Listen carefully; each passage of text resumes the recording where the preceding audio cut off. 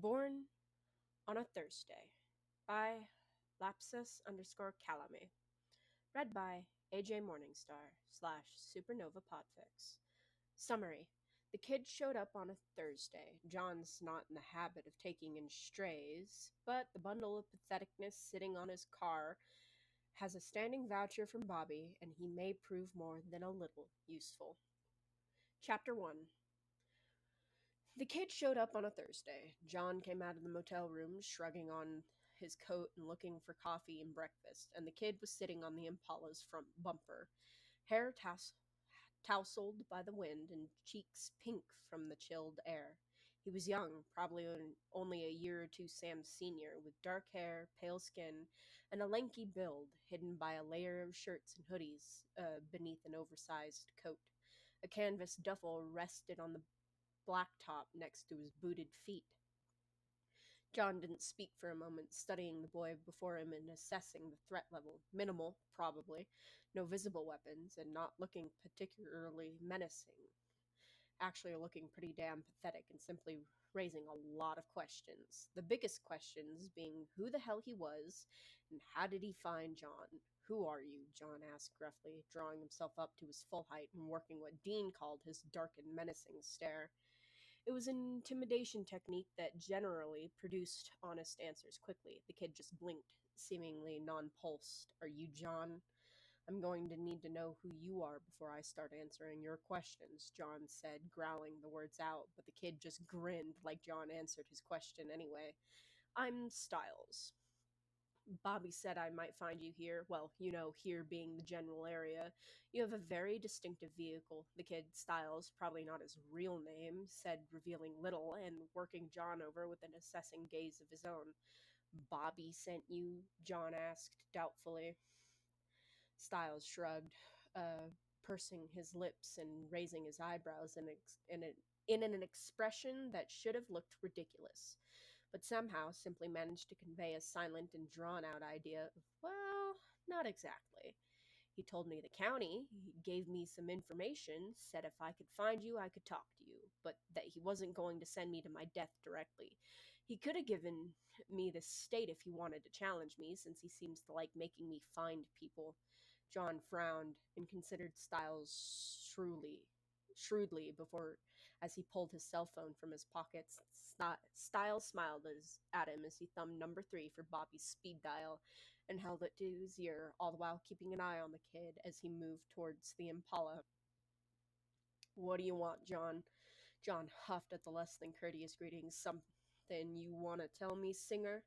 Nothing in particular I can think of. Care to provide more details? How about a homeless-looking 5-foot-something package of pale skin with an overabundance of confidence?" Styles looked affronted, scowling a moment before shrugging and seeming to accept the description. Bobby was silent, then whistled lowly. "Kid actually did it. I don't know why I'm surprised. Yeah, he's sitting on the hood of the Impala right now. Speaking of which, mind getting off?" he ordered, somewhat satisfied when Styles stood up promptly and held his hands out in surrender before taking several steps away from the hood, despite the haughty look of distaste on his face from being told off. "Here's the deal, Winchester. Styles called me about a month back, asking all the right questions, some of them too right. Told him I'd help him out if he could track me down in a week. He showed up on my doorstep in 3 days. Kid's been through something. Won't say what, but something. He came alone and hasn't mentioned any family, hasn't given a surname, and I can't track any information on him down. Name's probably not even real," John commented, shooting a look to Styles, who was watching him with a feigned expression of innocence. "Styles? Yeah, no kidding. Look, the kid's looking for a mentor. Asked about you specifically based on a few offhand mentions. He's smart, a good researcher. You and Dean could use him. Dean and I are doing fine without Sam," John growled, not missing the sharp look Styles gave him, and cursing his slip up in front of the kid. "That's not what I meant, and you know it, John. Styles is gonna be looking into this stuff with or without us, and between you and me, I think the only way he'll get through it without biting the bullet in a matter of months as with you. I'm not in the habit of taking charity cases, Bobby. Bobby huffed, a note of finality in it. Work a couple jobs with him. If you decide he's too big of a pain in the ass, send him back to me or leave him behind. Good luck with that, though, because I'm pretty sure he'll stick to you and Dean like a parasite until he gets everything he wants, which at this point is to learn. Bobby hung up before John could reply. John scowled at his phone, regretting replacing his old flip phone, which was much more satisfying to flick closed compared to tapping a touchscreen. He crossed his arms, surveying the kid once more.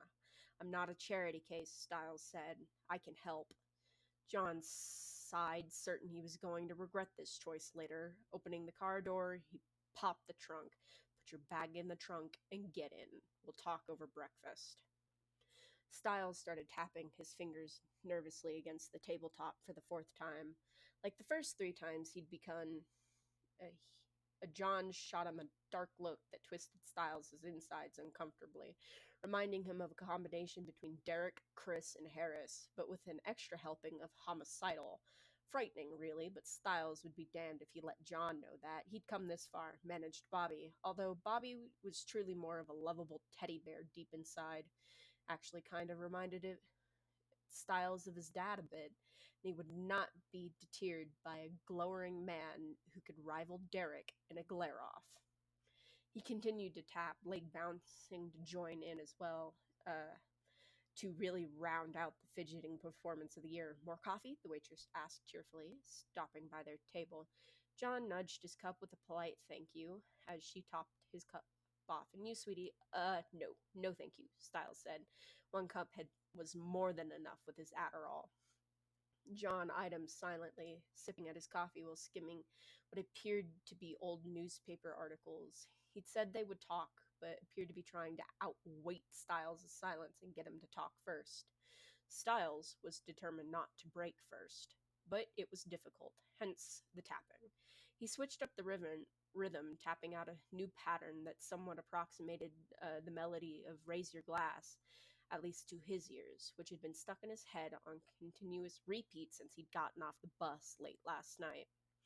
He could be patient, could outlast John Winchester. He'd found the bastard. He wasn't going to fail the first test of his character or whatever this was. He'd wait and waiting. So raise your glass if you were wrong. Still waiting. In all the right ways, all my underdogs, patiently. Party crasher, party snatcher. Call me up if you're a gangsta. Patience is a virtue. Don't be fancy, just get dancy. Stiles seriously doubted that was a legitimate word. But he was not one to judge. No, sir. Why so serious? Joker reference. John could use a smile, actually, probably. So could Stiles, if he wanted to be honest for once. Slam, slam, oh hot damn. Slam, slam, oh goddamn. How did people wait? If you're too school for cool, and why was the song so freaking weird? We will never be anything but loud. Is that research for the job here? Fuck, he did not mean to say that out loud. Failure. John paused in his reading, glancing up over his coffee cup. If I answer, will you stop tapping? Thank God. Stiles nodded, flattening his palms to the table and making an effort to still his leg. Yeah, totally. No tapping.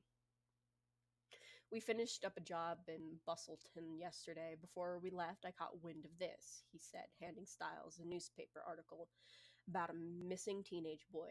This is the third boy to go missing from an apartment complex in the past month. Common factors? Stiles asked, skimming through the article quickly. Aside from all living in the building, all boys between the ages of 14 and 19. What makes you so sure it's not just a person? Stiles said. There's nothing to suggest anything supernatural in the article. That's true, but 3 in a month from the same complex is unusual and worth checking out. Do you have pictures of the boys? Maybe there's a preference type. John shook his head. No, not yet. The missing person files will have them. Stiles set the article aside, raising a questioning eyebrow. How will you get those? I have my ways, John answered evasively. Stiles chuckled. Are your ways legal? Not particularly, John admitted, glancing up as the door chimed, announcing another customer. Styles turned in his seat, spotting the young man John was looking at immediately. Tall, short haired, and wearing a slightly too large leather jacket. Must be Dean, the eldest son. Dean headed over to their table, motioning for coffee on the way. John stood, allowing Dean to slide in next to the window before returning to his seat. Got your text, Dad. Who is this? Dean said, leveling Styles with an intense stare. Styles stared back, a little shocked at how much Dean resembled Jackson, both in level of physical attractiveness and in the general douchebag aura he gave off. Dean, this is Styles. Styles, Dean, John introduced. Styles will be working a few cases with us. Dean looked surprised, not to mention a little angry. Styles steeled his own surprise inside, maintaining his poker face, even as the resident knot in his chest uncoiled a bit in relief. Why? Dean asked, glancing away from Styles to his dad, looking troubled. It's a favor to Bobby, John said, and Dean quieted at that, nodding and taking a deep gulp from his coffee. There will be some rules. Styles rolled his eyes because obviously, John frowned but refrained from commenting. Styles made a mental note to try and tone down his sarcasm in front of John at least. He could totally do that. Well, he could try. Okay, rules. I'm good with rules. Lay them on me. First, while working with us, you obey my orders, and when I'm not around, you obey Dean's. This is to keep you safe and alive, John said. As safe as you can be, Dean added. John nodded. If we tell you to do something, you do it. If we tell you not to do something, you don't do it. Understand? Yes, sir, Styles said, adding a lazy salute. John's frown deepened. Note to self. Not doing so well toning down sarcasm. Sorry. Yeah, dud. You also participate in PT with Dean and I. How in shape are you? Styles couldn't help it. He laughed. John scowled, probably interpreting it as more insolent behavior on his part, and Dean's lips actually turned up in a slight smile. How in shape was he? Hilarious. Between lacrosse, cross country, and general running for his life, he'd been in pretty good shape.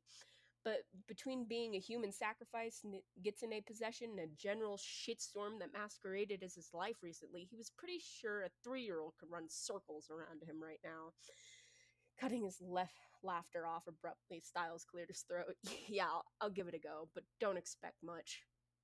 Styles John items shrewdly, but nodded. You'll work up to it if you're with us long enough. Sure, it'll be great. I used to do cross country and lacrosse. It's been a while, so. Styles replied, shrugging. What else? Your objective here is to learn. You'll help on hunts. You'll shadow one of us at all times in the beginning. Later, you'll have your own tasks. You will be expected to do your share without complaint.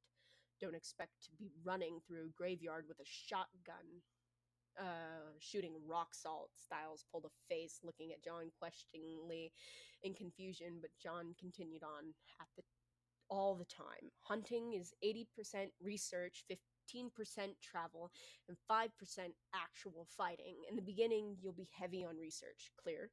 Style raised an eyebrow. Yeah, totally cool with the research. I'm great at research. Research is awesome. As long as I have a computer with Wi-Fi and access to books, which I do. One question, he said, why the hell would we be running through a graveyard with a shotgun firing rock salt? You do realize rock salt will not be a very effective weapon, except at very close range, and even when then, the most it would do is stun something. John frowned, and Dean's jaw literally dropped. It was rather unattractive, really. Because of a ghost, Dean said, once he recovered, sarcasm lacing his tone. Styles blinked and sent a slow glance at John to judge the truth of Dean's statement. John's expression was blank, an expectant look in his eyes. Sure, Styles said, nodding. Ghosts. Why not? He muttered, leaning back in the booth. He tapped his fingers along his elbow for a moment, then reached out to grab the salt shaker, considering it curiously. So salt is harmful to ghosts. Does it kill them? Again, why a shotgun? John smiled, or as close to a smile as Styles figured the man was capable of. and said it's not particularly harmful, more of a repellent. The shotgun is more effective than throwing a salt shaker, but throwing salt would work as well. Ghosts can't cross a line of salt, so a skull is often used as protection. You kill a ghost by salting and burning the bones and setting the spirit to rest. Styles nodded, absorbing the information and making a mental note to stock up on salt along with mountain ash. He wondered if a druid could manipulate the salt the same way they could manipulate ash, and mentally added a note to consult Deaton about it. What if the bones are already burned? He asked. Like 60% of people are cremated nowadays. Vengeful spirits tend to be older, often dead for more than a decade, though not always, and people who are cremated are typically laid to rest then. However, a spirit may remain attached to something as small as a hair kept as a keepsake, or to an object they were very attached to when they were alive. The same rules applies regardless. Salt and burn to sever the connection. John answered, beginning to gather his papers. Any more questions?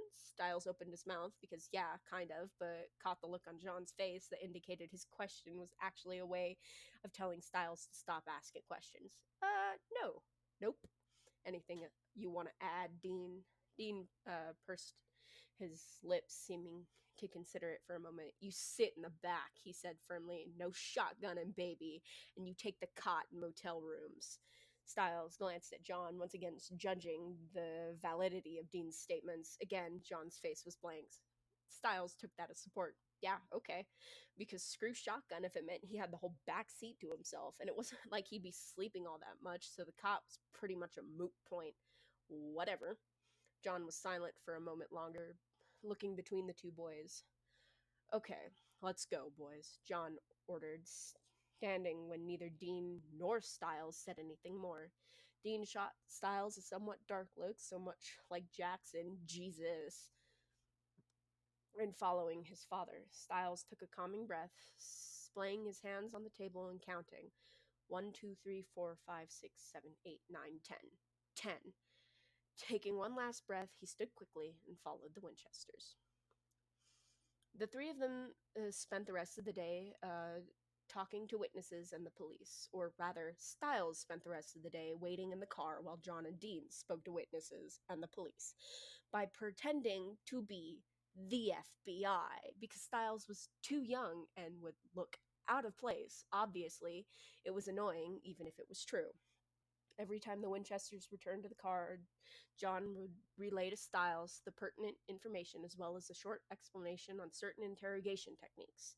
Styles made sure to nod attentively, ask intelligent questions, although he did his best to limit the number of questions he asked so as to not give the man an aneurysm. Dean seemed to be doing his best to ignore Styles, which was all fine and dandy. Styles really didn't need Dean, he needed John. Dean was an added bonus, or an unfortunate side effect at this point.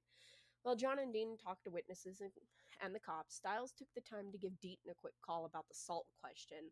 Once he had it confirmed that, yes, druids could manipulate salt the same way as they could mountain ash, Styles added a note to begin practicing. After once again swearing Deaton to secrecy, Styles let the man tell him about Scott and Kira and Lydia and Derek. He shied away from the subject of his dad when Deaton tried to direct the conversation that way and hung up quickly after. After a quick calming down session, 1, 2, 3, 4, 5, Styles dug out the research John had earlier and flipped through, paying more attention to details. They grabbed McDonald's for lunch, Dean wolfing down 2 burgers and a large fry. Gross, and oh my god, the cholesterol. And Styles talked John into letting him stay at a coffee shop, free Wi-Fi, hallelujah, while he and Dean spoke to the last few people of the day. Styles looked into the background of the apartment complex while he ate a salad and a chicken sandwich, which was so much better than McDonald's. McDonald's didn't even have good curly fries. Seriously. Turned out the apartment building was built in 1924 and originally a warehouse before being converted into apartments a few months ago. A tedious look into the past 88 years revealed no violent deaths, with which research informed Styles would be the most likely reason for return as a vengeful spirit. Once he ran out of sources to check for deaths, Styles started digging further back. Before 1924, the land had been an empty lot. Anything better to do, Styles pulled the landlord's phone number and gave the man a call. Asking questions subtly was more than a little difficult, but Styles eventually managed to find out the second boy to go missing, Stewart, had just signed a rental contract for an apartment and then skipped out without paying the rest of the rent, promising to go back to Ed about his interest in the apartment. Styles hung up and looked back into hacking the local police network. It didn't work so well, and Styles made an tentative mental note to maybe call Danny for some pointers later. John and Dean joined him around dinner time, deciding to just get sandwiches rather than find another greasy fast food joint. Thank God. Styles didn't mention his research while John talked about finding ectoplasm in the apartment complex. Ick. And the similarities of the missing boys. Jimmy, age 14, brown hair, brown eyes, had gone missing at the beginning of the month. Stewart, age 19, black hair, brown eyes, had gone missing a week and a half later. Thomas, age 17, brown hair, hazel eyes, had gone missing 6 days after Stewart. Tomorrow we'll hit the library and the public records office, John said. We need to find out the building's history and any deaths that may have occurred, he explained, looking pointedly at Styles. Styles poked at some of his lettuce and took a deep breath. Building was built in 1924. Before that, it was an empty field, nothing apparently. It was originally a warehouse before being converted to apartments 4 years ago. In the past 88 years, there have been no violent deaths. Actually, there has been practically no deaths. Also, Stewart's apartment is up for rent. Ed says he'll give you a discount on account of the circumstances. John, who had remained thankfully silent throughout Styles' miniature speech, looked vaguely impressed. He spoke with the landlord. Styles nodded, wanted to know if he knew what was there before 1924. Impressive work, John said. But we're not staying in the apartment. Styles furrowed his brow. Why? Dean scoffed, rolling his eyes. Because, genius, in case you haven't looked at a mirror lately, you match the spirit's type. Yeah, Styles said, still feeling like he was missing a crucial point of the part of the program. That's kind of the point, isn't it? You wanna be bait? Dean asked incredulously. Are you insane? Like, seriously? Dean, John said sharply, and Dean subsided, still shaking his head in apparent amazement. Styles, you are not going to be bait. Why? Styles asked. It's the quickest way to draw it out, isn't it? I mean, without knowing who it is, we can't burn the bones, and with no deaths to consider, we can't identify it unless we see it. And the only way to see it is to draw it out, which means you seeing someone as bait. So, option A, we identify who might be the next target, which could be any boy between the ages of 14 and 19 with brown hair and brown eyes, and leave them unaware while you two keep watch. Or option B, we stay in the apartment and hope the ghost picks me and we all get a good look when he tries to take me. Since when did you become an expert? Dean groused. Styles rolled his eyes. Today, around 2. While you have a point, Styles, you're not going to be bait, John repeated. Wouldn't it be better to have someone aware of the supernatural as bait rather than some innocent kid? Won't it give us access to the building whenever we need it? And won't it be easier to investigate the apartment? And wouldn't it be better for us to be there if the spirit goes after anyone else? Styles said. John sighed, appearing to